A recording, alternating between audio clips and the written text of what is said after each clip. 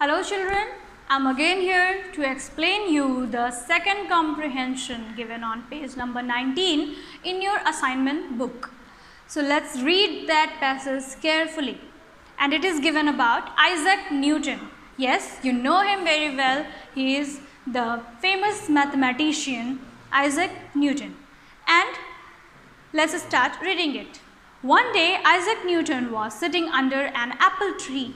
He was thinking about the moon. Why does the moon move in a circle and not in a straight line? तो एक बार क्या हुआ कि Isaac Newton जो थे वो सेब के पेड़ के नीचे बैठे हुए थे and he was thinking about the moon. वो चांद के बारे में सोच रहे थे और उन्होंने ये सोचा कि जो चांद है वो सर्कुलर मोशन में क्यों घूमता है, वो एक स्ट्रेट लाइन में क्यों नहीं घूमता है. Just then an apple fell of the tree down the ground. और तभी अचानक से एक एप्पल जो है, एक सेब पेड़ से नीचे ग्राउंड पर गिर जाता है. Newton stop thinking about the moon and began wondering about the apple. तो जो न्यूटन है वो मून के बारे में अब सोचना बंद करके एप्पल के बारे में सोचना शुरू कर देते हैं. ही thought when the Apple broke from the tree why did it not go up in the air. तो उन्होंने सोचा कि जब एप्पल पेड़ से टूटा तो वो हवा में क्यों नहीं गया. Why did it fall on the ground. वो नीचे क्यों गिरा. If something is thrown up, it comes down to the ground. Why does it not stay up in the air or sideways? तो उन्होंने ये सोचना शुरू कर दिया कि जब हम कोई भी चीज़ को ऊपर फेंकते हैं तो फिर वो नीचे क्यों गिर जाता है, वो हवा में ही क्यों नहीं रह जाता या फिर वो कहीं आसपास उड़ता क्यों नहीं रह जाता है. So these thoughts did not leave Newton. अब इस तरह का जो सोच था उनके दिमाग में बार बार आ रहा था. He was a mathematician and a thinker. Made many calculations and gave to the world an amazing theory. और वो एक तरह के बहुत ही अच्छे थिंकर थे और वो उन्होंने बहुत सारी थियोरी भी बनाई हुई है. तो उन्होंने इस तरह के बहुत सारे कैलकुलेशंस किए और फिर जाके उन्होंने एक थ्योरी बनाया. ही सेड, उन्होंने क्या कहा, that the apple fell to the ground because the earth pulled it down. उन्होंने कहा कि जब एप्पल नीचे गिरता है तो अर्थ उसको अपनी तरफ खींचता है, यानी अगर कोई भी चीज़ को हम ऊपर फेंकते हैं it comes down to the ground. Why? Because the earth pulls it.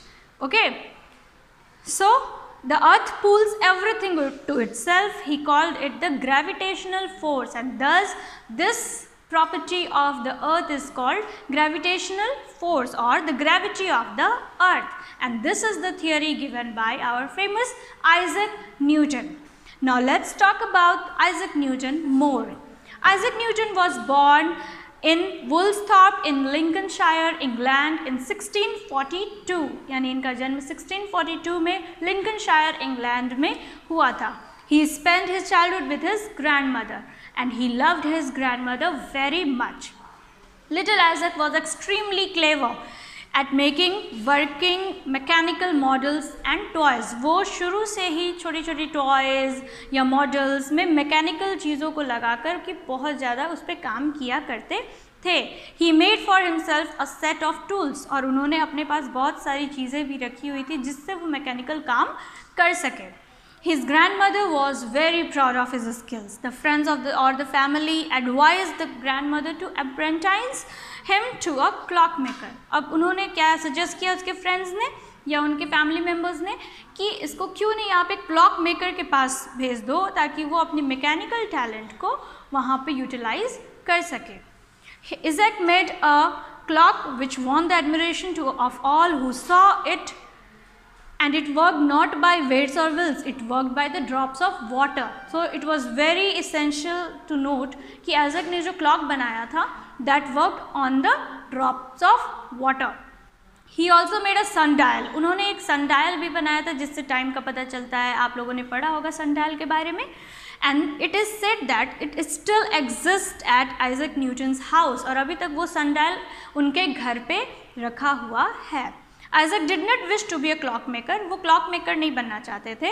He was determined to study. वो पढ़ना चाहते थे.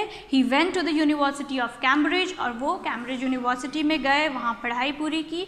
And he was very famous because of the theory given by him on gravity, और उन्होंने जो gravitational force पे जो theory दिया था उसके लिए बहुत ज़्यादा फेमस हुए। आज भी आप आगे जाके जब सीनियर क्लासेस में पढ़ोगे तो उनके थियोरी ग्रेविटेशनल फोर्स के बारे में ज़रूर पढ़ोगे। He was the first scientist to study light, और लाइट के बारे में पढ़ने वाले वो सबसे पहले साइंटिस्ट थे। He died in 1727 at the age of 85, और 85 की उम्र में 1727 में उनकी मृत्यु हो गई। So that's it with this comprehension. Now what you have to do? Yes, you have to answer the questions that is given on page number 19 yourself. I will give you the answers later. Thank you.